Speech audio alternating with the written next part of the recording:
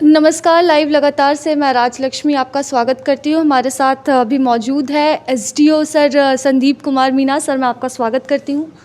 आज मेरा जो सवाल रहेगा सर कि जिस तरह से 2021 बीत गया और 2022 की शुरुआत हो चुकी है, ऐसे में 2021 किन चुनौतियों भरा रहा एक एसडीओ के तौर पर? क्योंकि काफ़ी कुछ हमने देखा है शहर में, पूरे देश में काफ़ी बदलाव हुआ कोरोना के कारण, काफ़ी चुनौतियाँ आई। तो आपके लिए क्या चुनौतियाँ थी?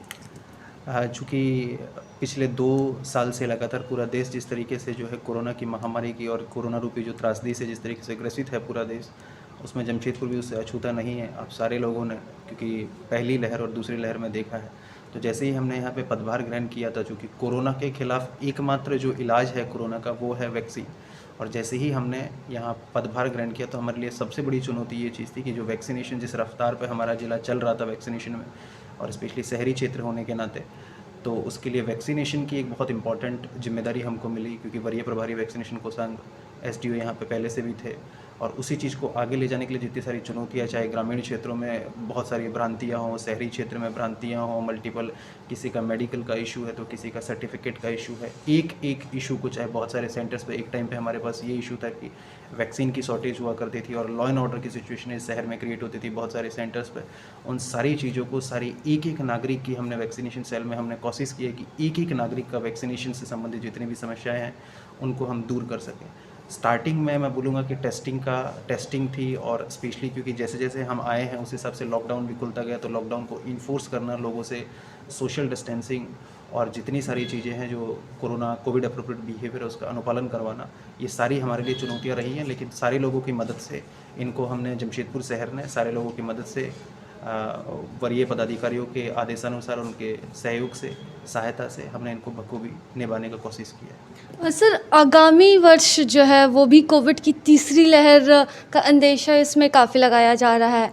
ऐसे में बच्चों की वैक्सीनेशन की बात यहाँ पर कही जा रही है और 60 वर्ष से अधिक लोगों को बूस्टर डोज की तैयारी की जा रही है। तो उसके लिए क्या तैयारियाँ अभी चल रही है वर्तमान जिले में?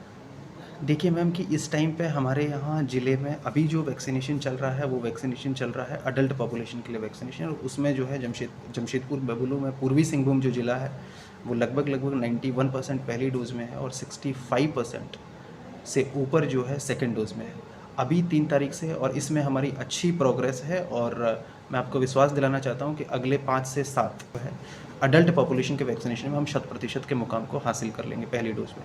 3 तारीख से हमारा जो है 15 से 18 साल के बच्चों का वैक्सीनेशन स्टार्ट हो रहा है। इसमें हम जो है पूरी तैयारियां लगभग जिला प्रशासन के द्वारा कर ली गई है। सारी हमने स्पेसिफिकली कि किस तरीके से हमको वैक्सीनेशन करवाना है, और इसका बहुत जल्दी हम 5 से 7 दिनों में लगभग जो हमको 1,66,000 का स्टेट की तरफ से टारगेट मिला है उसको अचीव करने की कोशिश करेंगे। तीसरा एक वैक्सीनेशन जो स्टार्ट होने वाला है वो है 10 तारीख को, जिसको बूस्टर डोज कहें या प्रिकॉशनरी डोज कहें, वो 10 तारीख से स्टार्ट होने वाला है। उसमें 60+ की पॉपुलेशन के लिए, और जो है हेल्थ केयर वर्कर्स और फ्रंटलाइन वर्कर्स को वैक्सीन मिलेगा। उसके लिए क्योंकि बहुत बड़ा टारगेट नहीं है और डिटेल्ड गाइडलाइंस उसके लिए अभी आना बाकी है, लेकिन जिला प्रशासन उसके लिए भी पूरी तरीके से तैयार है। जो हमको स्टेट की तरफ से लगभग 45,000 का टारगेट उसका मिला है उसको हम बहुत जल्दी हासिल कर लेंगे, क्योंकि लेकिन उसमें इंपॉर्टेंट ये चीज़ रहेगी क्योंकि उसमें 60+ पॉपुलेशन है जो कि सबसे ज़्यादा वल्नरेबल है कोविड से।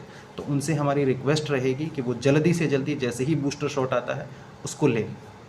सर, जैसे कि आपने चुनौतियों की बात कही थी शुरू में कि जब वैक्सीन की शुरुआत हुई थी तो काफ़ी भ्रामक चीज़ें और खबरें ऐसी फैली थी।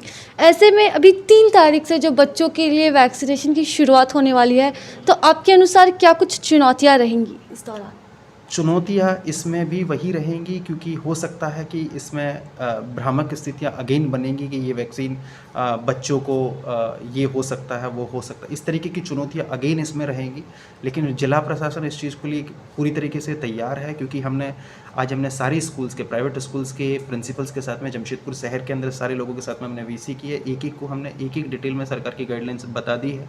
यदि किसी को मेडिकल तौर पर वैक्सीनेशन लगता है, तो यदि कोई इस तरीके का कोई आफ्टर इफेक्ट आता है तो हमारी मेडिकल टीम सारी चीज़ें तैयार रहेंगी और पूरी तरीके से जो है जिला प्रशासन तैयार है। किसी भी तरीके की कोई भ्रामक स्थिति पर, कोई भ्रामक न्यूज़ पे, किसी भी तरीके की चीज़ पे विश्वास ना करें।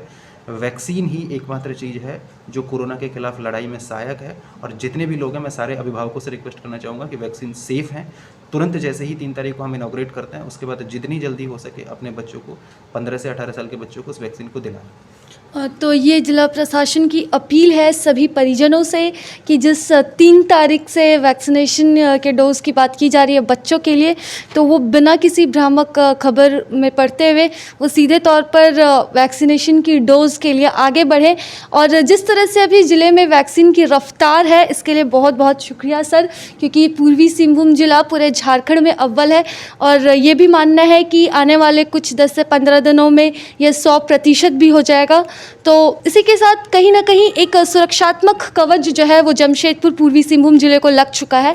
ऐसे में यही उम्मीद की जा रही है कि जिन आगे तैयारियों के साथ केंद्र सरकार से गाइडलाइंस आ रहे हैं और जिला प्रशासन लगातार इसमें क्रमबद्ध है इस कार्य को लेकर और वैक्सीनेशन को लेकर, तो वो जल्द से जल्द पूरा हो और बिना किसी चुनौती के कोविड की तीसरी लहर से ये जिला पूरी तरह से सुरक्षित निकल जाए। तो इसी के साथ नमस्कार, मैं राजलक्ष्मी लाइव लगातार से।